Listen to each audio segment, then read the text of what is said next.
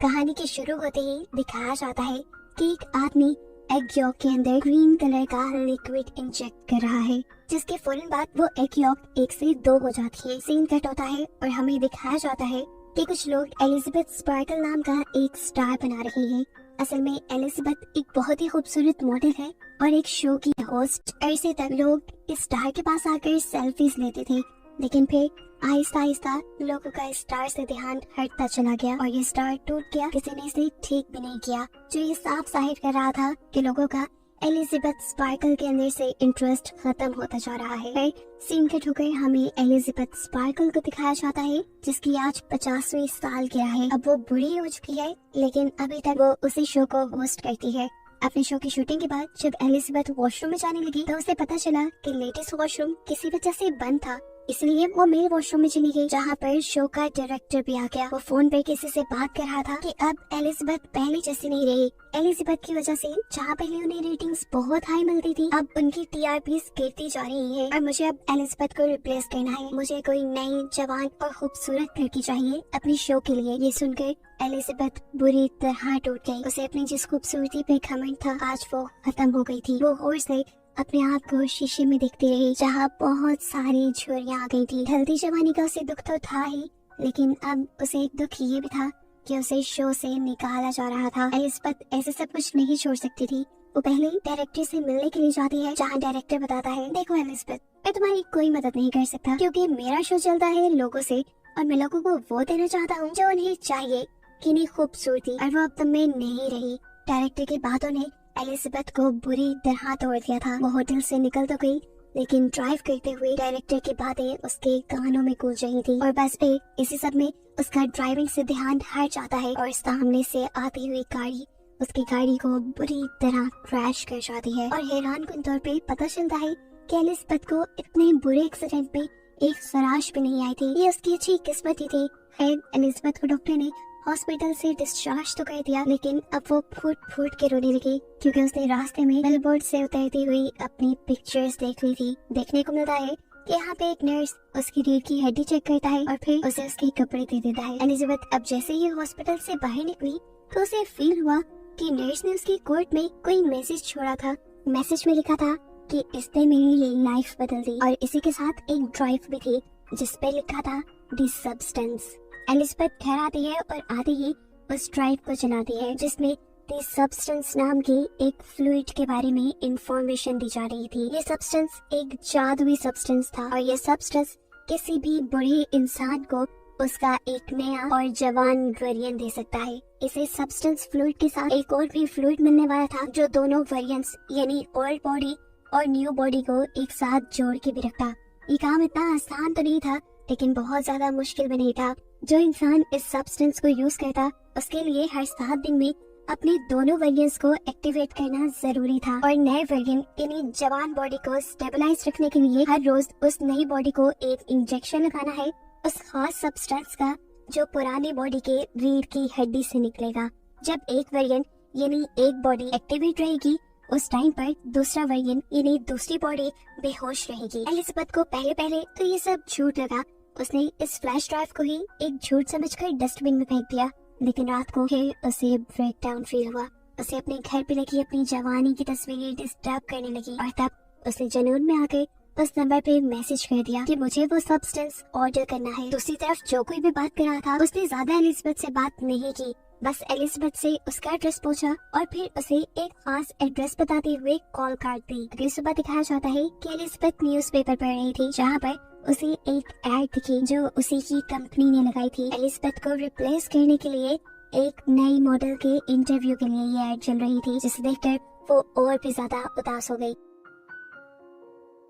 इसी न्यूज़पेपर के साथ उसने एक एनवेलप भी उठाया था जो ब्लैक कलर का था। एलिजाबेथ जब उस एनवेलप को खोलती है तो उसमें एक नंबर लिखा हुआ था। अब एलिजाबेथ उस आदमी के कॉल पे बताए सीक्रेट एड्रेस पे पहुंचती है, जो काफी अंदर गए की एक खुफिया जगह थी। ये था एक लॉकर रूम जो उसे नंबर कार्ड दिया गया था। एलिजाबेथ ने उसी के जरिए इस जगह को एक्सेस किया और फिर अपना लॉकर खोला, जहाँ पे एक बॉक्स था जिसे लेकर वो अपने घर आ गई। घर आकर वो फौरन इस बॉक्स को खोलती है तो उसमें से काफी सारी चीजें मिली। सबसे पहले एक सीरम और एक इंजेक्शन जिसे सिर्फ एक मरतबा इस्तेमाल करना था। उसके साथ ही एक स्टेबलाइजर किट जिसके जरिए रोज नई यानी जवान बॉडी को उन्हें स्टेबलाइज करना था। और ये तो उस फ्लैश ड्राइव से पहले ही पता चल चुका है कि उस स्टेबलाइजर का फ्लूइड और बॉडी की रीढ़ की हड्डी से निकलेगा। अब दोनों बॉडीज को चेंज करने के लिए भी एक खास किस्म की किट दी गई थी और साथ में दोनों बॉडीज के लिए यानी जवान और बूढ़ी बॉडी के लिए स्पेशल खाना भी दिया गया था। एलिजाबेथ इसके बाद वॉशरूम में जाती है और काफी देर तक अपनी बॉडी को देखती रहती है, ऐसे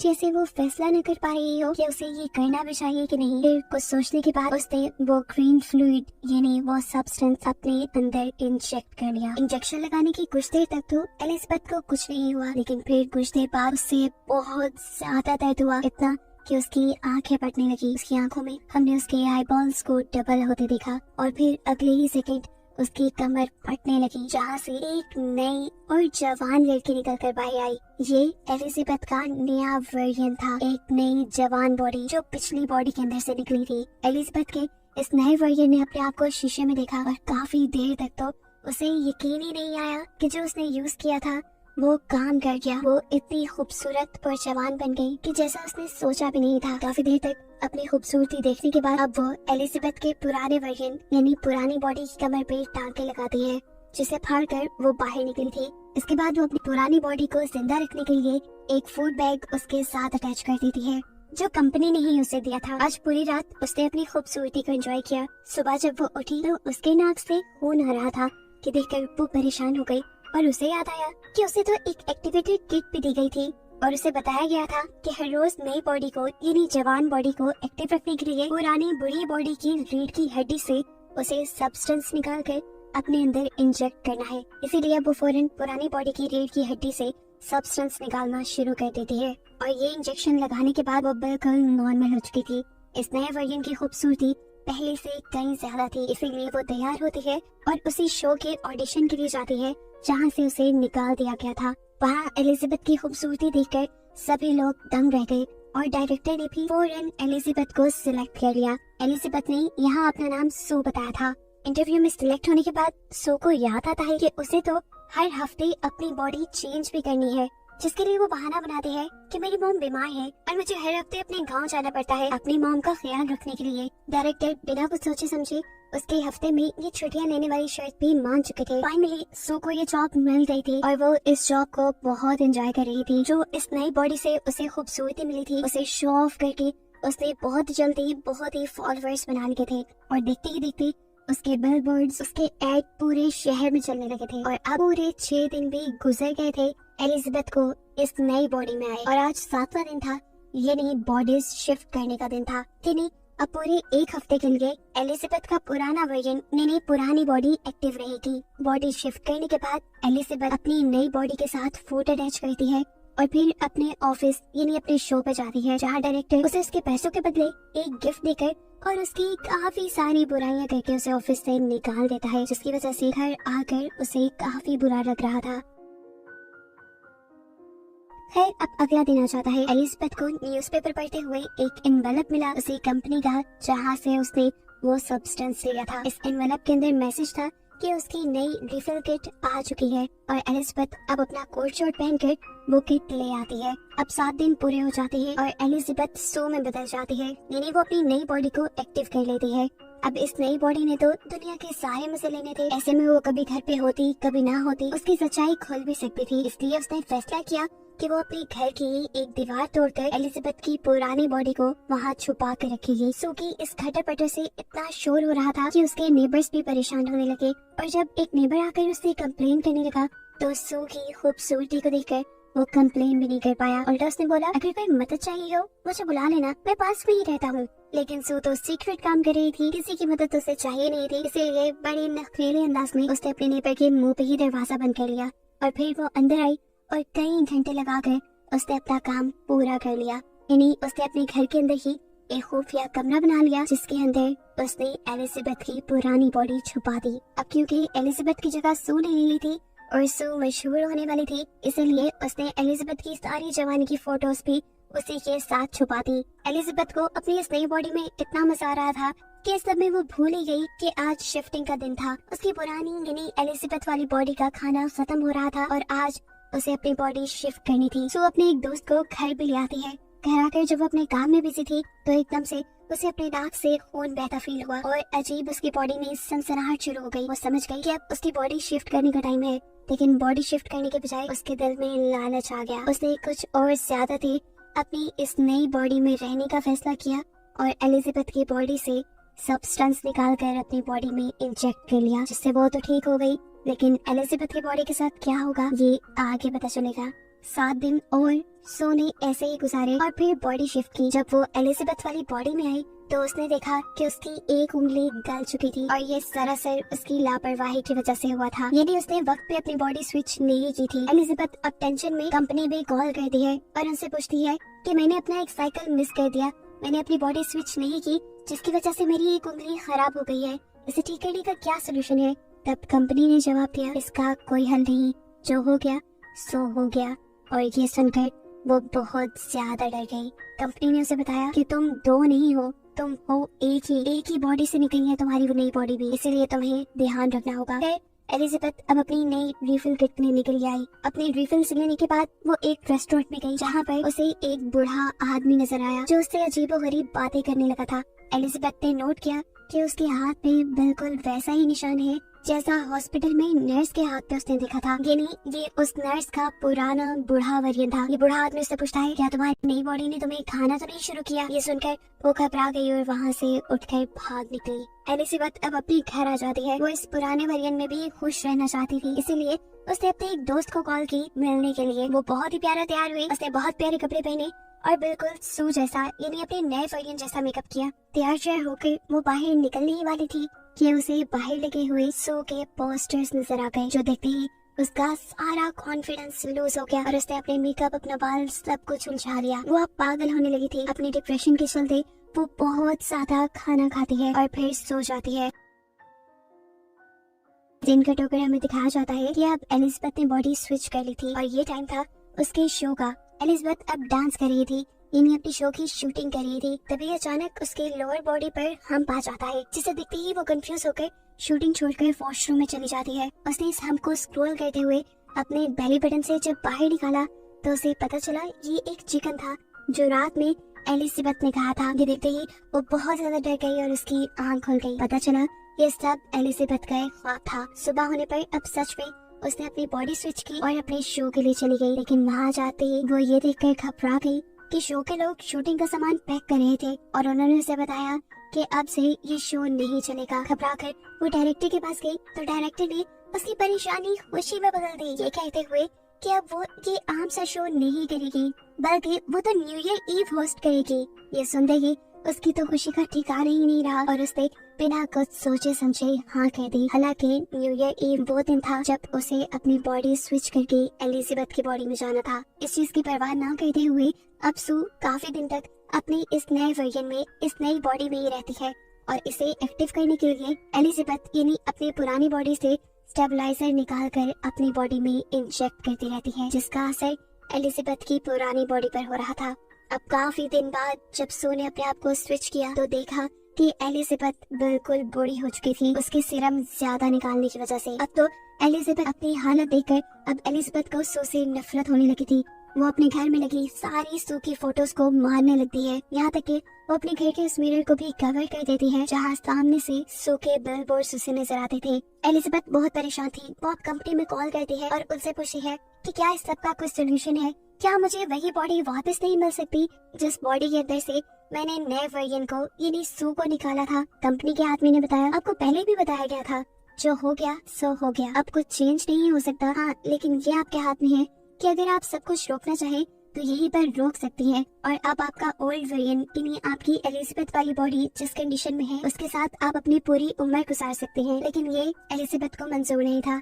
अब खैर एलिजाबेथ को कॉल आई शो की और उसने फौरन दोबारा से अपनी बॉडी स्विच कर ली। बॉडी स्विच करते ही उसने एलिजाबेथ यानी ओल्ड बॉडी के अंदर से एक साथ 3 महीने का सब्सटेंस निकालकर अपनी बॉडी के अंदर इंजेक्ट कर लिया। 3 महीने तक एलिजाबेथ ने सू की बॉडी में बहुत एंजॉय किया और फिर न्यू ईयर ईव की ठीक एक रात पहले उसका फ्लूइड खत्म हो गया। वो आज भी एक लड़की को अपने घर आई हुई थी और तभी उसे फील हुआ कि उसकी बॉडी के ऑर्गन्स फटने लगे हैं। ये फील होते ही वो फौरन एलिजाबेथ की ओल्ड बॉडी से सीरम निकालने जाती है, लेकिन आज सीरम निकला ही नहीं। ये देखकर वो बहुत ज्यादा घबरा गई और उसने कंपनी में कॉल की और पूछा कि एलिजाबेथ की बॉडी से सीरम नहीं निकल रहा, अब क्या करना चाहिए मुझे। तब कंपनी वाले उसे बताते हैं कि अगर उस बॉडी से सीरम नहीं निकल रहा, इसका मतलब आपने सारा सीरम यूज कर लिया है और अब आपको नए सीरम बनने तक का इंतजार करना पड़ेगा। तब तक आप अपनी बॉडी स्विच कर लें। सू की हालत इस कॉल के साथ ही बहुत ज्यादा खराब हो चुकी थी। वो अब कुछ भी सोचे समझे बगैर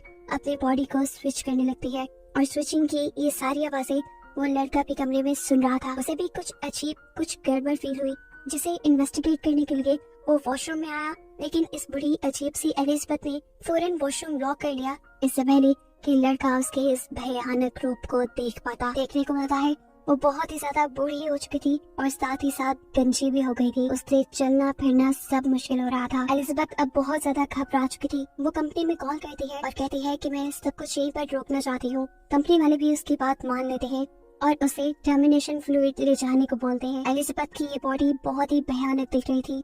वो अपनी कोशिश के साथ जितना कर सकती थी इस बॉडी को कपड़ों में छुपा लेती है और फिर अपना टर्मिनेशन सब्सटेंस लेने के लिए पहुंचती है। टर्मिनेशन सब्सटेंस लगाने के बाद वो इसको सू की बॉडी पे लगाने ही वाली थी, तो तभी उसे कंपनी की मैनेजर की कही बात याद आई कि अगर तुमने एक मर्तबा ये टर्मिनेशन इंजेक्ट कर लिया तो फिर जिस बॉडी में इस टाइम तुम हो हमेशा वैसे ही रह जाओगी। ये सोचते ही उसने सीरम इंजेक्ट नहीं किया। उसे शीशे में अपनी बॉडी को देखा और उसे सू पे दोबारा गुस्सा आने लगा, क्योंकि ये सब सू की वजह से हुआ था। उस समय उसने सू में सीरम इंजेक्ट कर लिया, लेकिन अभी उसने आधा ही सीरम इंजेक्ट किया था कि उसे ख्याल आया कि अभी तो उसे बहुत बड़ा शो होस्ट करना है और आने वाले दिनों में उसे अवार्ड भी मिलने वाला है। उसे वो अवार्ड भी लेना था। उसे अपनी तारीफें सुननी थी जैसे पहले लोग उसकी क्या कहते थे। इस लालच में उसने आधा सीरम बाकी सू को इंजेक्ट नहीं किया और फिर वो सू को उठाने लगी। काफी देर तक उसे जगाने की कोशिशों के बाद जब सू नहीं जागती तो वो बॉडी स्विच करने का सोचती है, लेकिन जब बॉडी स्विच भी नहीं हुई तब एलिजाबेथ ने अपनी रीढ़ की हड्डी से एक्टिवेटर निकालकर सू को लगा दिया और सू एक्टिवेट हो गई। यानी एक वक्त में एलिजाबेथ के दोनों वेरिएंट एक्टिवेट हो गए थे। एक्टिवेट होते ही जब सू ने ये देखा कि एलिजाबेथ उसे टर्मिनेट करने वाली थी तो उसे बहुत गुस्सा आया। उसने अपने गुस्से में एलिजाबेथ को इतना मारा, इतना मारा, इतना मारा कि आखिर उसका सर क्रैश हो गया और वो मर गई। एलिजाबेथ को मारने के बाद उसे एहसास हुआ था कि उसने बहुत गलत कर लिया। अब तो उसे एक्टिवेटर सब्सटेंस भी नहीं मिलने वाला था। खैर, अब वो यहाँ से सब कुछ साफ करती है और अपने न्यू ईयर प्रोग्राम के लिए चली जाती है। जहाँ जाते ही क्राउड ने बहुत जोश से उसे वेलकम किया। उसे सब बहुत अच्छा लग रहा था, लेकिन तभी अचानक उसे अपनी बॉडी में कुछ अजीब महसूस होने लगा। उसकी नाक से खून आने लगा और वो घबरा कर वॉशरूम में आ गई। उसने जैसे ही मुंह खोला तो उसके 2 दांत टूट कर गिर गए। उसने मुंह खोल के जैसे ही अपने 2 दांतों को और टच किया तो वो भी टूट कर गिर गए और तब उसे एहसास हुआ कि असली एलिजाबेथ के मरने की वजह से उसकी बॉडी खोखली हो गई है। अब उसे अगर किसी भी तरह जिंदा रहना था तो उसे एक्टिवेशन सीरम लगाना था, जिसके लिए वो अपने घर की तरफ बढ़ जाती है। लेकिन जब वो लिफ्ट में थी तभी उसका एक नील और एक कान कट कर गिर गया। वो बुरी तरह घबरा गई, लेकिन तभी लिफ्ट में कोई और इंसान भी आ गया और उसके यहाँ खड़े रहने तक वो अपने आप को बिल्कुल भी घबराया हुआ नहीं दिखाना चाहती थी।